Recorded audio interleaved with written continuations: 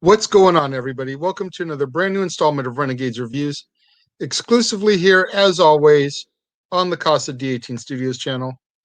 I, of course, am the Renegade J.J. Williams, and today I'm going to be discussing from 1991, Suburban Commando, starring Hulk Hogan, Christopher Lloyd, Shelley Duvall, Larry Miller, Dennis Berkeley, and a minor role for Mr. Mark Callaway. What's up, everybody? Thank you for joining me here today, once again, for another brand new installment of Renegades Reviews.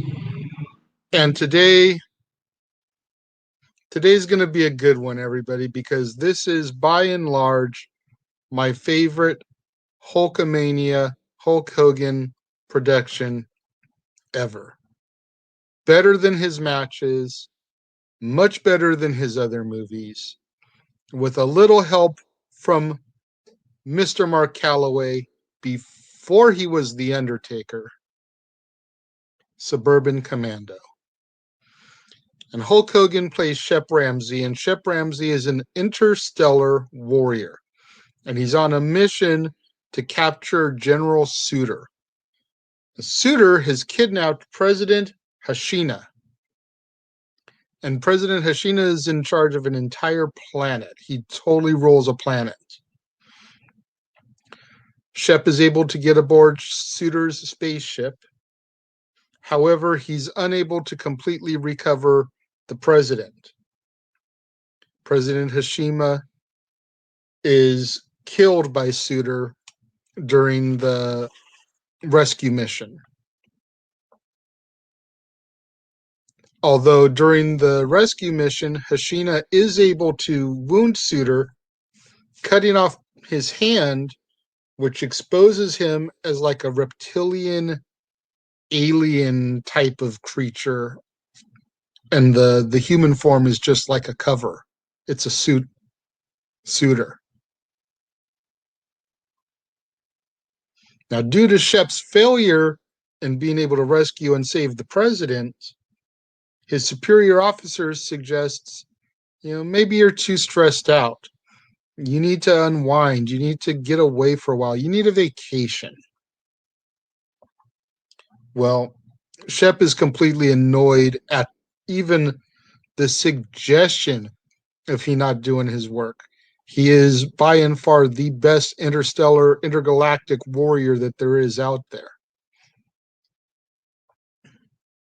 But he accidentally smashes his control systems in anger at the thought of a vacation. So now he's forced to land on the nearest planet, which just happens to be our planet, planet Earth.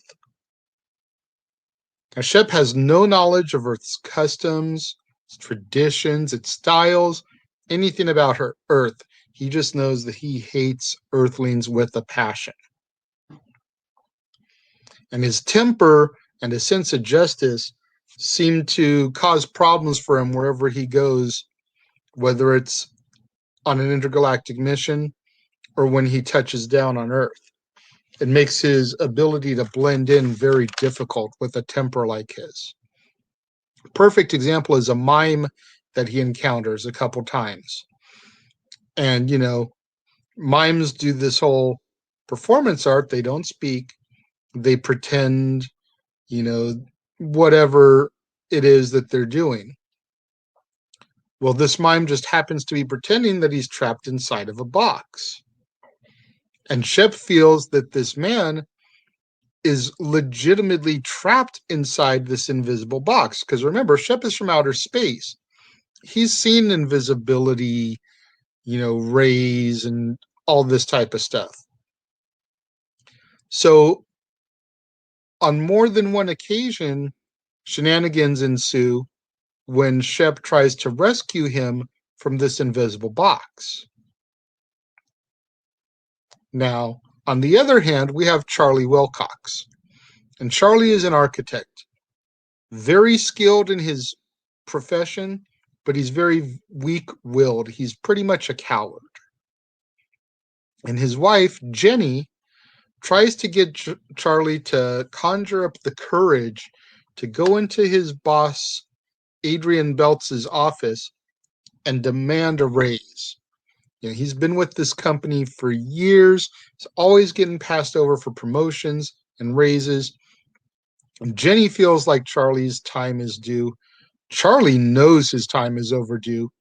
He's just too chicken to go into the boss's office and ask him for what he rightfully deserves.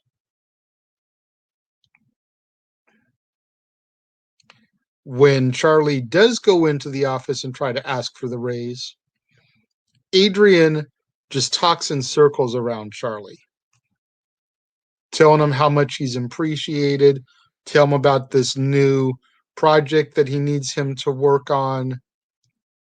Anything to get Charlie's mind off of his purpose for coming in there. Because even Adrian knows what Charlie is worth. But because Charlie is such a coward, such a weakling, he knows he can just get away with not giving Charlie his just due. Charlie ends up chickening out, of course. So in order to offset the fact that Charlie isn't getting this raise, Jenny turns Charlie's workshop area into a room for rent. And Charlie is highly upset at this because Charlie's a tinkerer. I mean, that is how he handles his frustrations and his stress, as he goes out to his workshop and he does things. He builds things. Well, why does all this matter? Shep ends up being the man to rent the room out from this family. And everything about Shep makes Charlie nervous. His size, his appearance, his behavior, the whole nine. Remember, Charlie is effectively this big old wuss. So here's big, towering Hulk Hogan. Charlie looks like an ant compared to him. Charlie begins spying on Shep. One day he even follows Shep to his spaceship, where he discovers all the advanced technological equipment that Shep has. His weapons, his suit, the spaceship, all the gadgets and stuff. And Charlie is blown away by all this technology. Once Shep leaves from the spaceship, Charlie takes this opportunity and he begins experimenting with some of the equipment. Puts on the suit, and he even overhears a damsel in distress. And with the suit on and everything, he goes and he tries to thwart two gentlemen who are harassing this lady. And he does a little bit better with the suit on, but he's still more or less a pushover. Now, Charlie has no idea that any of this equipment is traceable by the people in outer space. And Suter's team gets this little signal, this blip on Earth. And a pair of intergalactic bounty hunters get dispatched to track Shep down. In order to fix Shep's ship, try saying that 5 times fast. I'm surprised I didn't stumble. In order to fix Shep's ship, he needs several rare crystals. Well, out of sheer luck, Charlie's boss, Adrian, has very similar crystals in his office in the form of trophies that he's won, partially due to Charlie's work and his blueprints and the architecture he's come up for him.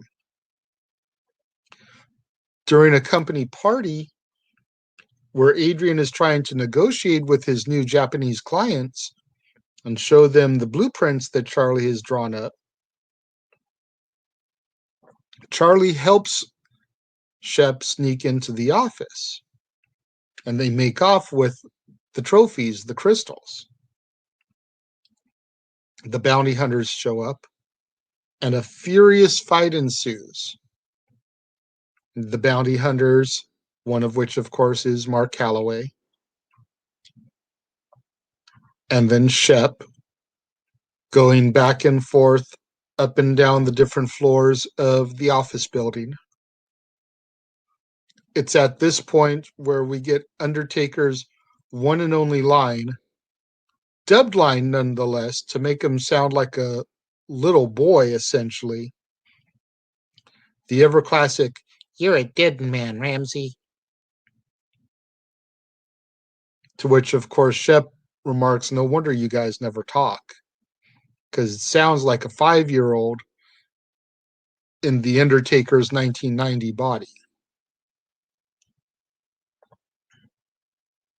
Shep defeats the bounty hunters, of course. Hulkamania is going to run wild there, brother. And him and Charlie go to repair the ship with the crystals. General Suter shows up. We all thought that when Suter's ship was destroyed and Shep got away, that Suter was dead. But oh no.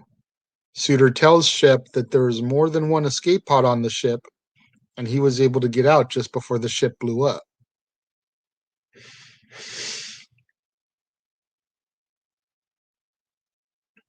Suter takes Charlie's family hostage and forces Charlie to lead him to where Shep and his ship are.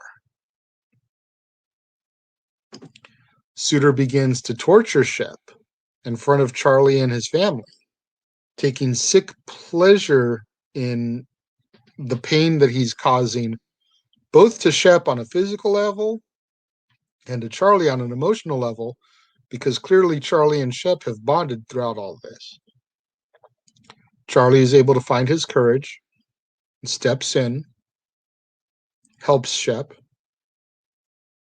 and he's able to injure Suter, who then reveals himself to be this monstrous creature underneath the human form.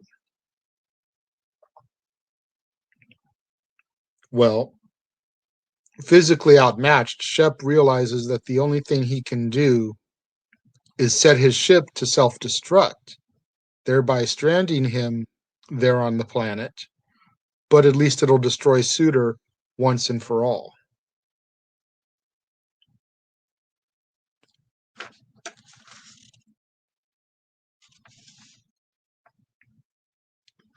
Charlie and Shep are able to escape before the detonation, and then Shep leaves Earth in the ship that the bounty hunters had left behind. He remembered that the bounty hunters had to get there some way, so he uses their ship to get off the planet. And he takes Margie with him. Now, Margie wasn't really mentioned, but she's Belts' secretary. And as soon as she saw Shep at the office party, she became enamored with him. So Shep and Margie take off in the bounty hunter's ship, and Shep is hoping to kind of have a quiet family life from there on out, much like Charlie had there on Earth. Charlie becomes bolder in the process, goes into his boss's office the next day, yells at his boss, goes off about how he's been loyal to the company for years and years, no promotion, no raise, always being overlooked, and he quits his job. The other people in the office are mind blown that this is the same Charlie coming in and doing this. Charlie leaves and starts to head home, and he solves one other problem that's been bugging him throughout the entire film. With the assistance of one of Shep's weapons that Shep left behind for him. There's this set of traffic lights on the way from Charlie's office to his home. And they were always set out of sync. So one would be red, the next light would be green. And when the one that was red turns green, by the time the cars would get to the green one, it would go red, causing everybody to have to stop again for a series of 2 or 3 lights. So Charlie takes the weapon and shoots out the traffic lights, and all the other motorists kind of applaud him and cheer him on for doing it because it's been such a pain in the butt to all of them throughout their work commutes. Like I said before, Suburban Commando is by and far my favorite Hulk Hogan movie. I don't dislike some of his other fare. I mean, 1 week from today, I'll be discussing Mr. Nanny, another one from the Hulkamania collection. But, okay. It's well documented I've never been a Hulkamaniac. So let's take that out for a minute. You've got The Undertaker, granted, small role, but you've got Mark Callaway, The Undertaker, Christopher Lloyd, a.k.a. Reverend Jim from Taxi, a.k.a. Fester Addams from the 2 Addams Family movies, a.k.a. Dr. Emmett L. Brown from the Back to the Future trilogy. Say no more right there. Shelley Duvall from The Shining, from Popeye as Olive Oil. Then you add in Hulk Hogan, who, whether you like him or you don't like him, and honestly, I'm just indifferent to Hogan. I'm kind of glad I wasn't a fan back in his day because I don't get it when it comes to Hogan. Much like Cena and Super Cena, I just don't get it. But that's just me. I'm a Piper guy. I'm a DiBiase guy. I'm a Flair guy. I'm a Horseman guy. Those are the guys. I'm a Tito Santana guy. I'm a Steamboat guy. Those are the guys from the age of Hogan that I really like. So you can understand why I was never really impressed with Hogan, with the caliber of talent that I just listed off. But I do love this movie. 2 pieces. When it comes to my rating, it gets 4 out of 5 stars. The rewatchability on this one is super duper high for me for all the reasons that I just listed off, aside from Hogan. Callaway, Duvall, Lloyd. Then over here somewhere you've got Hogan. The story doesn't have a whole lot of depth to it, but this is a 90s movie with a wrestler. You're not going to find the heart in those movies like you do in later years, like we did with Knockout. But the story was very easy to follow. The action sequences were good. The acting was good from those that you expected to be good from, and decent from those that you're like, all right, you weren't horrible. You didn't stink the joint up. So 4 stars out of 5 for me on Suburban Commando. Make sure you guys get out there, get those hashtags trending on social media. Hashtag Casa D18 Studios, hashtag Renegades Reviews, hashtag Renegade Returns, and of course, the ever popular hashtag Shenanigans. We interrupt this episode of Renegades Reviews for an important announcement about merchandising. Merchandising? What's that? Merchandising. Come, I'll show you. Merchandising, where the real money's made. Make sure you go over to teespring.com/stores/Jeff Meacham Network for all the t-shirts you see here from the West Coast professor, Jeff Meacham himself. You can get shirts for the Jeff Meacham Network, Talk Wrestling, as well as the red and gold Meachamania shirts. And while you're there, don't forget to get your shirts of the Casa D18 Studios Brotherhood, the Dads on Wrestling shirt, the Renegade JJ Williams, Statboy Sports Bar, and the hashtag StatBoyApproved shirt. Make sure you go over to teespring.com/stores/Jeff Meacham Network and score your shirts today. Make sure you get out there, do what the commercial just told you. Go to teespring.com/stores/Jeff Meacham Network. Get you your official merchandise from the Jeff Meacham Network, the logo t-shirt, your Meachamania shirts, your Talk Wrestling shirts. Get you your merchandise from the Casa D18 Studios Brotherhood, my own Renegade JJ Williams shirt, Statboy Sports Bar, the Dad's Not Always on Wrestling, etc. Tomorrow, right here on the Casa D18 Studios channel, where you will find another brand new episode of Renegades Reviews. Join me as I discuss Never Leave Alive, starring John Morrison. Definitely going to want to be here for that. Should be another really good one to discuss. Thank you guys for watching. As always, continue leaving me those comments in the comment box below. I love when you guys do it. I always try to reply to you. And once again, I appreciate you guys, and I'll see you all next time.